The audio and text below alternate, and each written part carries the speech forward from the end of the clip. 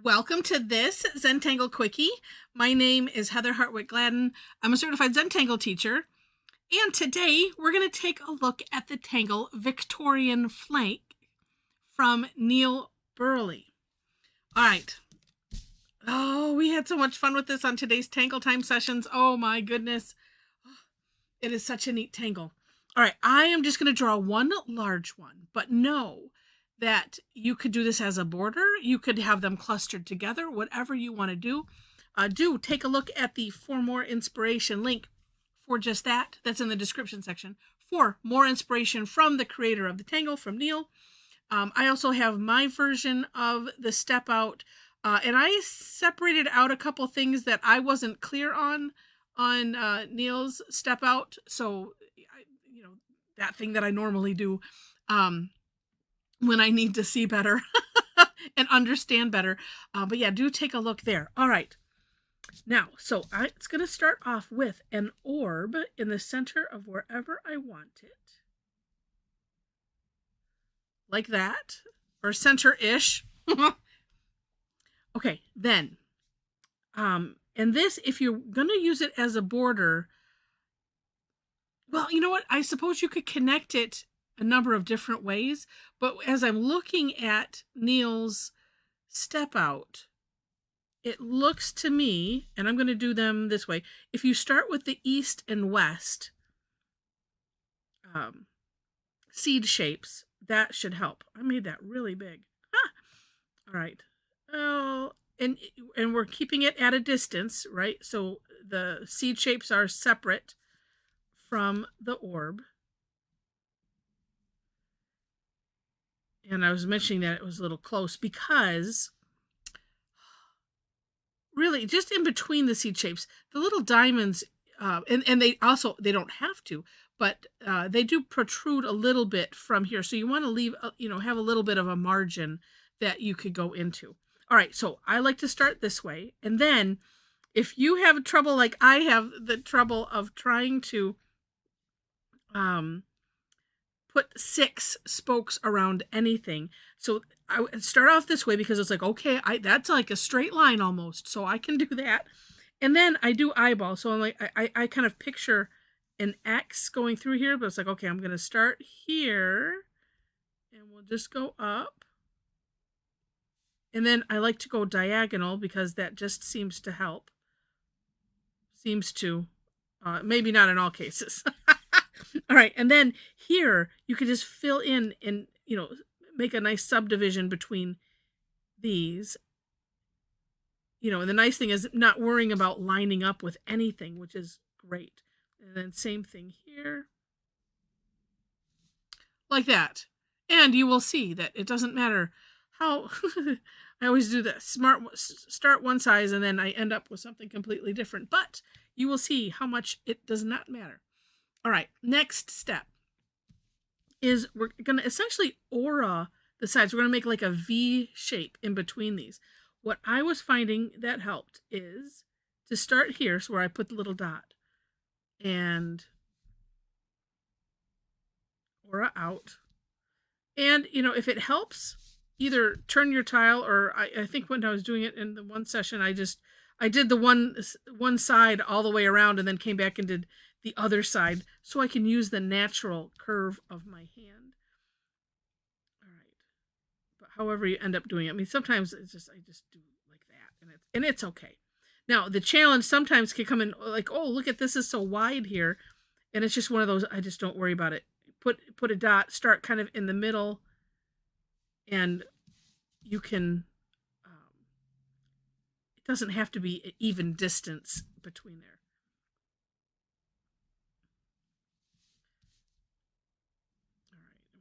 All the way around.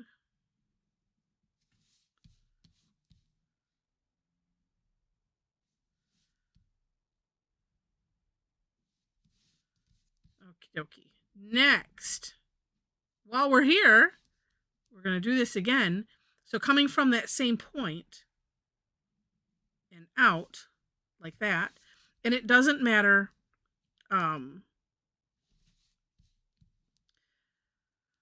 what was I going to say? What doesn't matter? It doesn't matter like where they end. I'm kind of like not paying attention necessarily to that.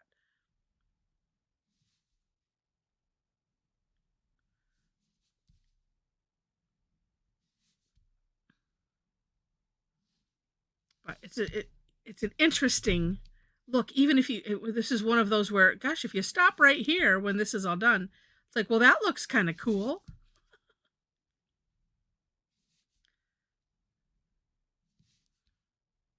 And I'm trying to, have them not wide like this one, but same thing. Oops, not that thin either. Okay, there we go. Then we're going to just cap those off. And I just do it wherever they land and not worrying about it because I think it makes it look interesting and, kind of an organic feel. Just wherever they are, they are.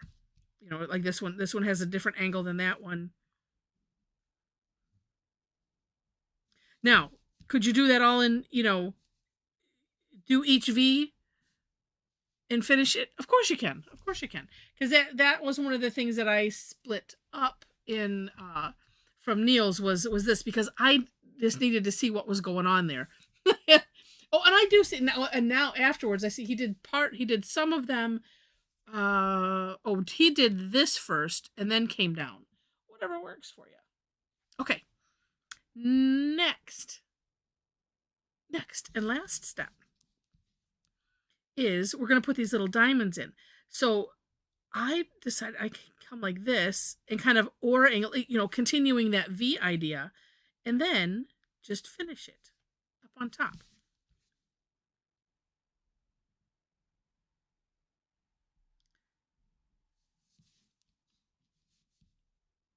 And I do think it's fun to just go with whatever ends up happening with your pen and not worrying about anything. It just makes it so uniquely yours. And so this is where I'm saying, make sure just to leave a little bit of a margin thinking about it. And I, of course, don't think about it till after the fact, but that's all right. You see, it still worked out just fine. Okay. And now you just get to decorate and have whatever fun that you want to have with it. Let me throw some suggestions. I know I sat in our sessions, I just kind of, I did other things, but as I sat and pondered, well, how do I want to decorate this exactly? I don't know. Well, I'm going to treat these seed shapes like seed shapes, the way I like to deal with them. But you could put tangles in all of these sections. It's, completely up to you. We also decided on our calls that, it's interesting how this could look flowery. I mean, depending on, on how you do it. Let's see, I'm going to double do this. Because I like to have the tip of the tortillon on the line I don't want to go over and where I want it darkest. And then I also like to minimize my flipping of the my turning of the tile because I'm silly that way.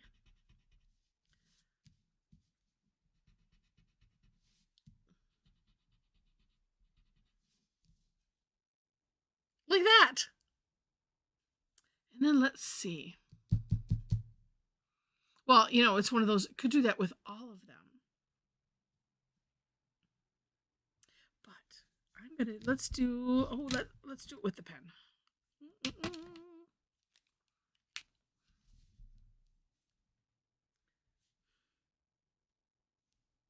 Oh, actually, and since since this kind of got weird, well, I don't know if I can if I make this a little wider. Let's just start it. Okay, I'm going to fill these ones in solid. I changed my mind what I was going to do. Leaving that shine in the middle. A lot of times what I do is look at where I need to adjust and then decide, well, what can I do to make it the way I want it. And in this case, I'll make that a little bit thicker.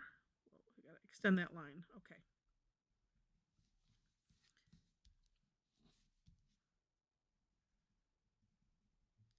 And honestly, I could just fill it in solid. And I can always go back and do that. So sometimes I'll do that too, where it's like, well, I want the shine in there. Oops, and let's make sure to get it in there. But then if you end up not really liking it or something, then you can always go over it. Leaving the the complete fill in as the last resource, last course correction resource that we have. And I like that. It adds some nice contrast in there. And then another thing that I can do, and I still might, could, with my white gel pen, I am getting right down to the metal on this. I keep feeling it scratching. I could come back with either the white gel pen or chalk pencil and emphasize the shine area. On these, I try to just stick with, black, white, shades of gray. That's what I try to stick with. But every once in a while,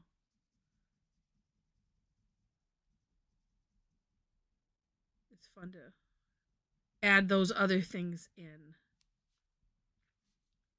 Okay, I got two more here. And that's why I also try to do this. Scribble on either side where I want the shine to be, in case I get mesmerized by the filling in. and then forget about it.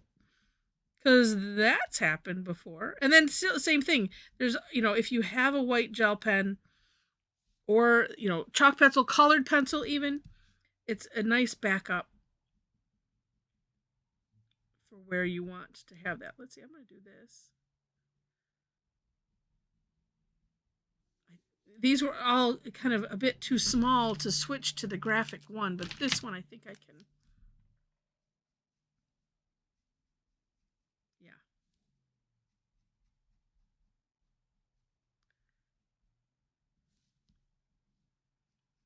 Having the different size nibs, especially, I think I would, if I could only pick a couple things, I think the 01, or, if you need it to be a little, a wider nib, like a, 3 or a 5 or something. I personally like the 01, your normal tangling size. And then, like, if you were only allowed to have 2 pens, and then the graphic one for sure, because that one is just so nice to be able to fill things in solid like that.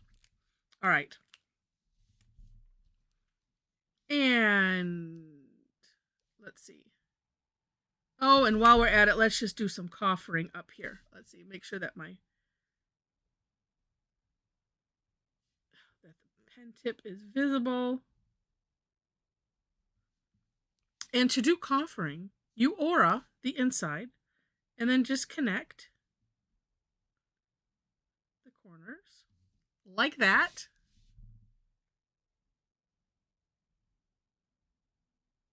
And again, I don't worry about whatever weird shape I ended up with the diamond.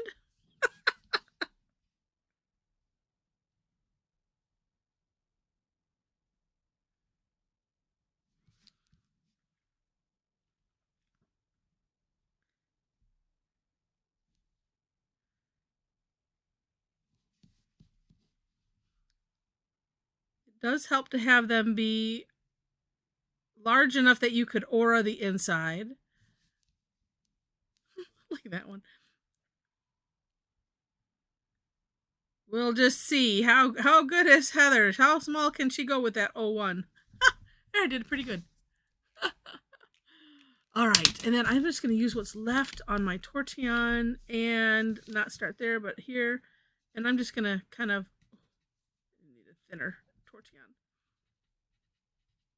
Just kind of shade half of it.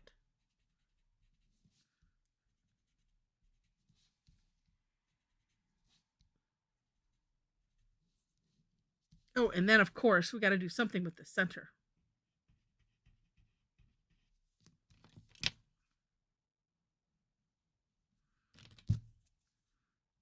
Just do a little C shape. There we go. Oh, it's such a neat tangle. And and you could in our calls, I think I spent more time decorating, well, thinking about decorating than than the actual tangle. But it's just like I said, it's a really really neat tangle. All right, so in our sessions today, this was one that I did. It's not quite finished. It's mostly finished. I just don't know what else I want to do quite yet. Probably shade this half. I'm not sure. Or bring the lines out more. I don't know. But that was one. And then I really liked just doing one large one. But I wanted to do it on the black. And this I did with the Milky Pop Pentel pens. They are really, really neat. I've been looking at them. That's what I did this color with, too. The rest of it was Micron and some colored pencils. But, yeah. And if you're interested, on my link tree, which is in the description, I think, what is it on? In the description section, you will find my Amazon Enabler alert store. So I've curated some lists of the things that I use, that other people have used, that that I know work well, and so that way you have that resource. Feel free to use it, and I appreciate it. But there we go, lots of fun, lots of fun, and my little gems in the middle turned out pretty okay. I was trying to go from memory.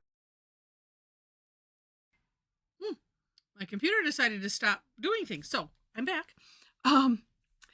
And anyway, I forgot what I was mentioning, but I wanted to wrap things up with, do check out the information in the description section. And if you enjoyed the video, please click like. And if you liked it enough to see more, also click to subscribe to the channel. Now, if you are interested in partaking in this kind of fun, this is my Thursday Tangle Time sessions. They are free. I do it twice a day. I have an AM into PM is what I call it, because it's 11 a.m. for me and 7 p.m. for me. Your time zone, it will differ. In the link tree also are places where you can follow me for classes. We have a Tangle Addicts community group on Facebook. You join us there. There are 4 questions that you have to answer, though, just so you know, in order to gain entry. But yeah, and also you can visit my website, subscribe to my blog, because it's not 100%, but I do try to, and I'm going to do it with this one, and also do some of my backlog. If you want to see what everybody else did, either like my Facebook page or follow my blog, because that's where I put out the recap from these, and we'll share the amazing work that everybody did, because I always do a screenshot at the end, and just gorgeous work that everybody did. So come and join us, follow me wherever you wish, and with that, thank you again so much for watching, and I wish you happy tangling.